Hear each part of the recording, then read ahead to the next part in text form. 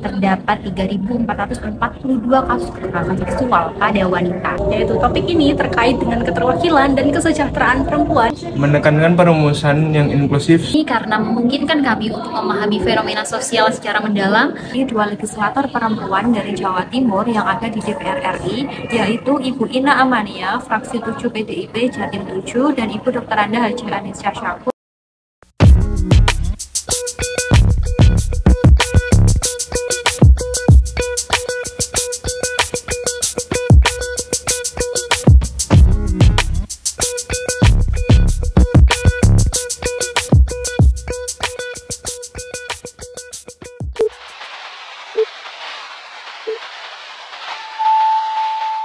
Isu ketidaksetaraan gender dan diskriminasi terhadap perempuan realitasnya masih ada di tengah masyarakat modern.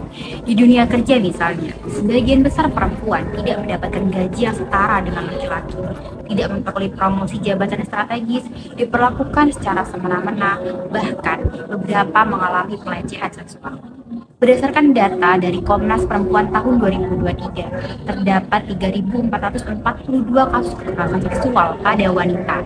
Undang-Undang Nomor 12 Tahun 2003 hadir untuk mengatur keterwakilan perempuan yang diharapkan dapat membawa isu terkait kesejahteraan perempuan. Apakah dengan adanya keterwakilan perempuan, kebijakan-kebijakan yang berkaitan dengan kesejahteraan perempuan juga turut meningkat? Ataukah aturan keterwakilan perempuan ini hanyalah menjadi sebatas angka formal saja? Untuk itu, penelitian kami akan membahas terkait analisis bagaimana keterwakilan perempuan mempengaruhi kebijakan yang berkaitan dengan kesejahteraan perempuan itu sendiri. Sebagian besar penelitian terdahulu membahas terkait partisipasi perempuan dalam politik, sedangkan penelitian kami lebih jauh menganalisis dan menghubungkan relasi antara tingkat keterwakilan perempuan dan peningkatan kebijakan terkait kesejahteraan perempuan.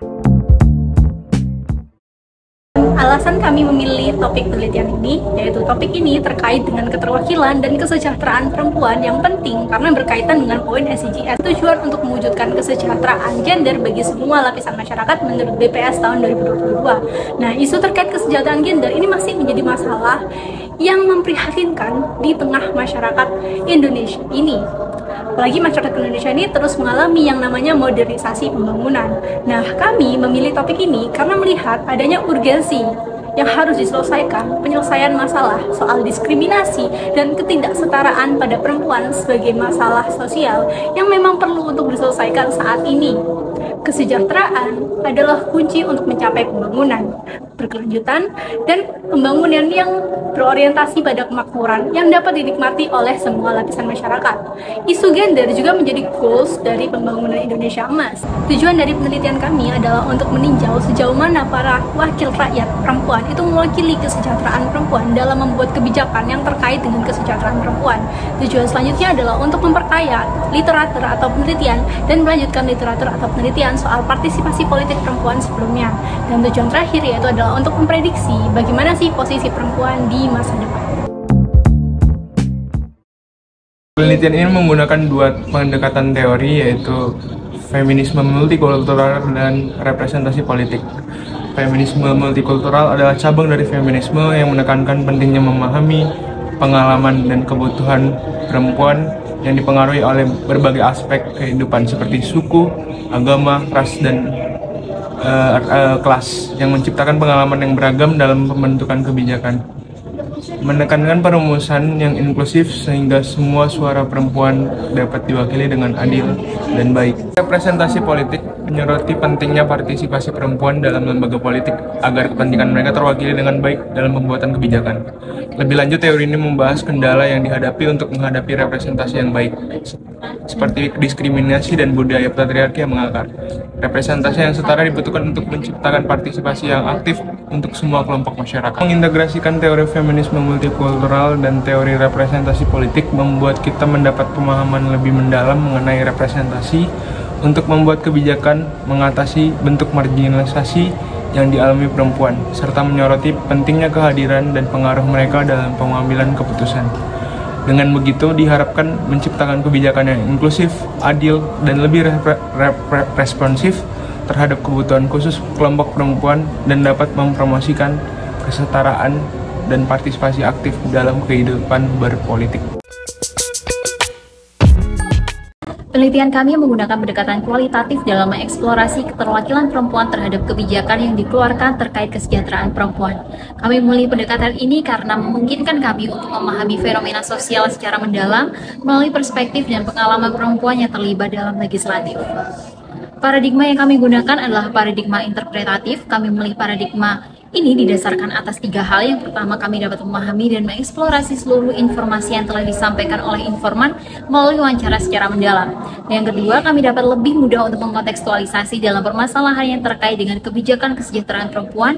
Dan yang ketiga, kami dapat memposisikan diri kami dalam memahami perspektif informan. Instrumen yang digunakan dalam penelitian kami ada 2, yakni kuesioner open question dan penelusuran website resmi pemerintahan, utamanya yang membahas tentang prolegnas DPR RI.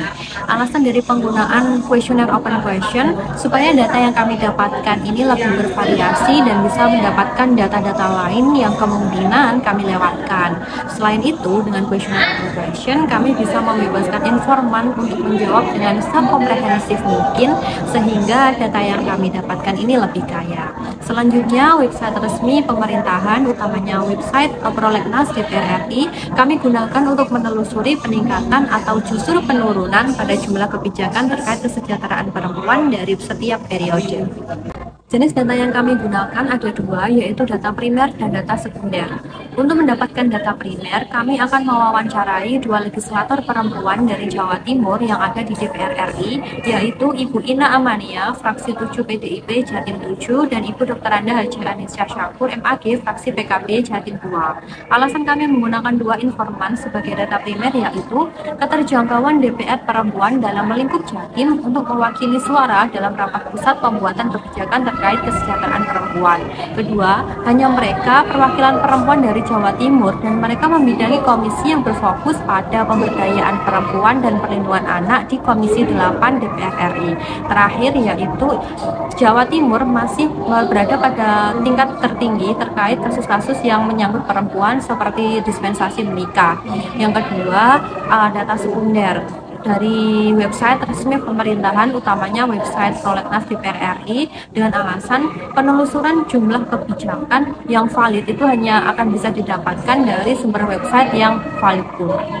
Dalam menganalisis data, kami gunakan teknik analisis konten dan grounded teori. Teknik analisis konten kami gunakan untuk menganalisis data sekunder dan mengevaluasi isi dokumen.